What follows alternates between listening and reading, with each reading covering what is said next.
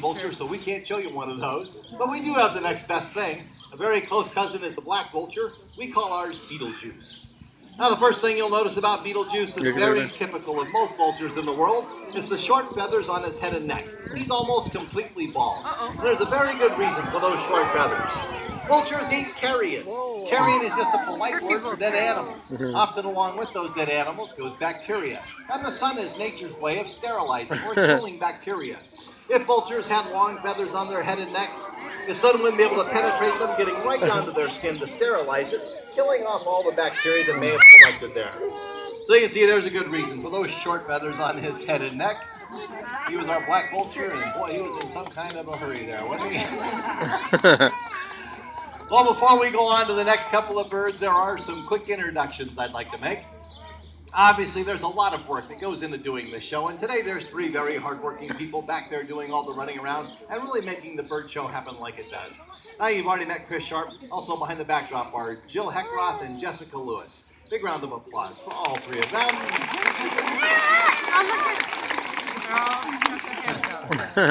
How do they get in there anyway? And that bird that you saw several times earlier in the show, she didn't get a formal introduction. That was our environmentally conscious African white-necked raven. We call her Isabella, or Izzy for short. She's demonstrating one of the simplest things that we can all do to help keep our environment clean and save wildlife. Picking up litter and putting it where it belongs.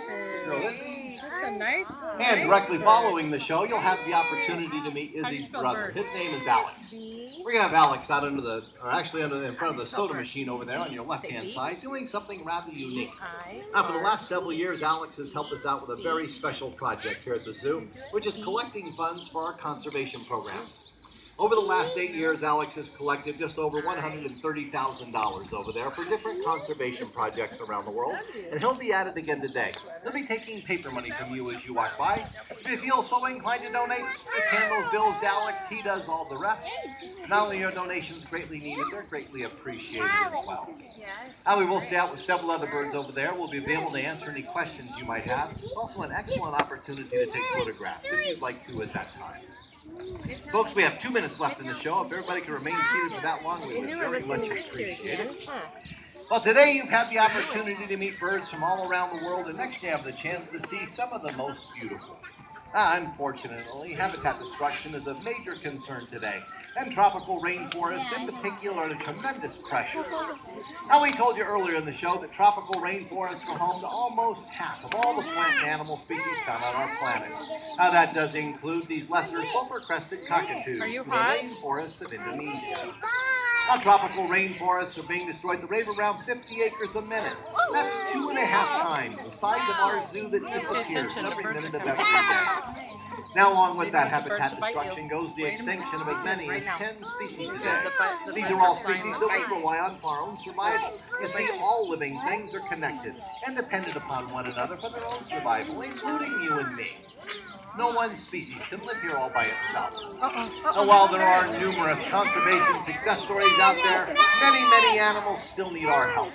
Like the blue and gold macaw and the great-winged macaw from the rainforests in South America. Now, while it's hard to imagine a world without beautiful creatures like these, with the ever-increasing human population and the destruction of wild places, I'm afraid that's a very real threat.